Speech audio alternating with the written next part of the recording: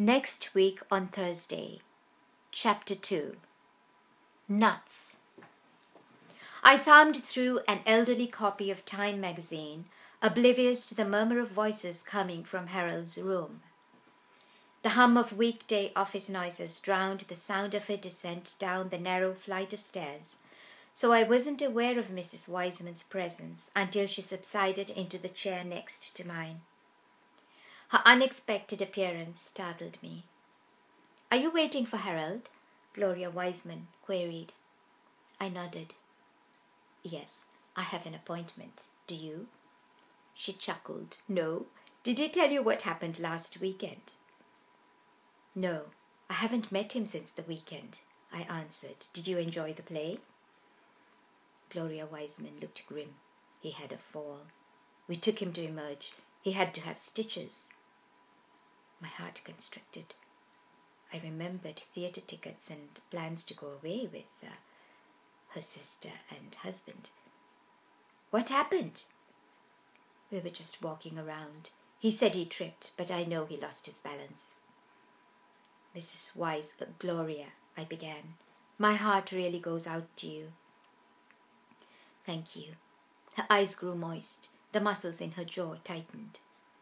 "I recently lost a friend to ALS," I said. "I spent a lot of time with her." "I know." Her voice was low. "Harold told me." I placed my hand on hers. "What can I do to make it easier for you?" "You are doing a lot already." Her smile was warm. "You spend time with Harold. You come over on Thursdays and you read to him. It's exactly what he needs. He looks forward to your visits." "There are going to be times when you'll need to get away. I'm willing to come and sit with him when you feel you must have a break," I said. "Thank you." She didn't flinch when her eyes met mine. "I don't want to think about that time. Not just yet." The client left. Annie stuck her head round the corner. "Mr. Wiseman will see you now." Gloria and I exchanged pleasantries before she climbed the stairs to her upper floor office. I stepped into Harold's office. My eye paused at the armchair by the door, and I remembered an incident from some months back when I began to notice a large cellophane-wrapped gift basket of assorted nuts abandoned and gathering dust on the chair adjacent to the door. I have a penchant for nuts, cashews in particular, and wondered why such bounty remained evidently despised. I couldn't resist. I had to ask.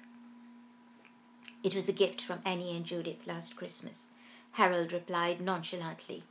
A wry smile quivered on his lips. My jaw dropped.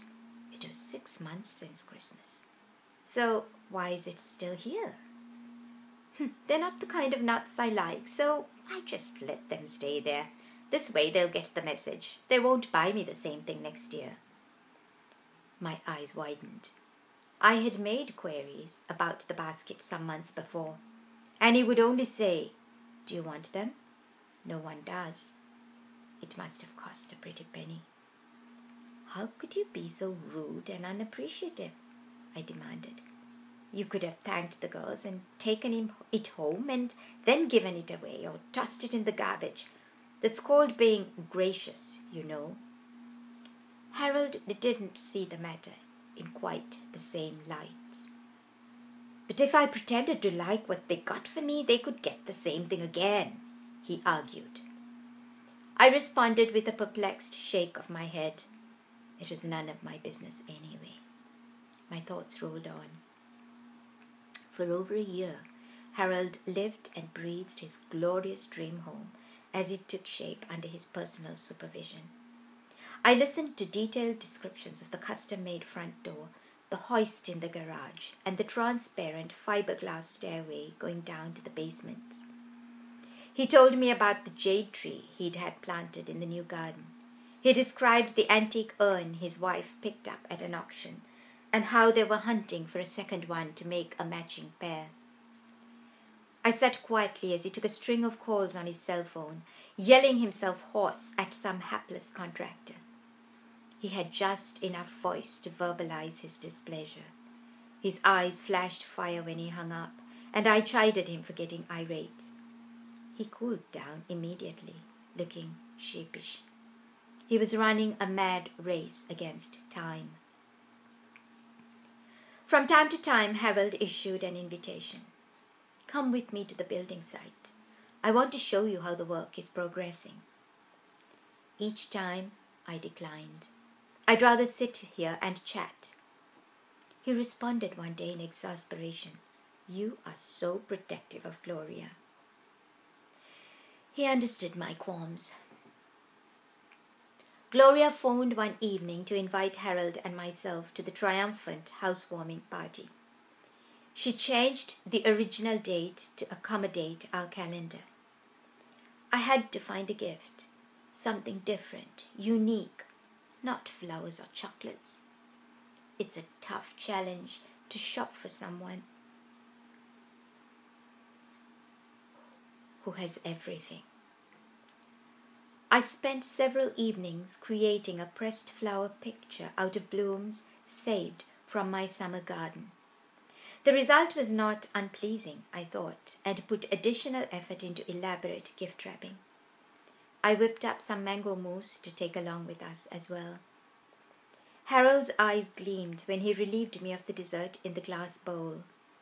He spent the rest of the evening eating most of it himself, scooping it up from the bowl with a spoon.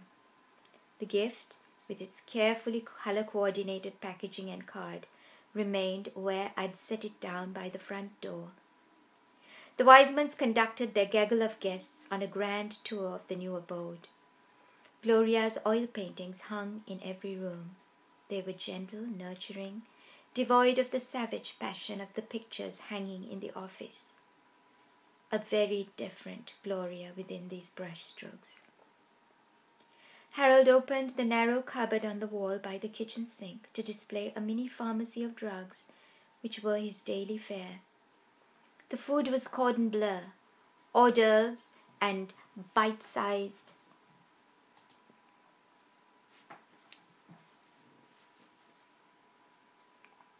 dainties prepared by the chatelaine herself. Harold never stopped smiling, and occasionally interrupted a conversation with some quirky banter. He was mostly silent, though. Verbal communication was arduous and exhausting. I held both his hands in mine when we said goodbye. I'm so proud of you, I said. This is an incredibly beautiful home. I've never seen anything like it. Eyes glowing with tears, he looked at us both, swallowed a lump in his throat, and whispered hoarse, tremulous words barely distinguishable. I love you both. Harold phoned the following week to tell me how pleased his wife had been to receive the thank you card I'd sent. He never mentioned the gift. To be continued.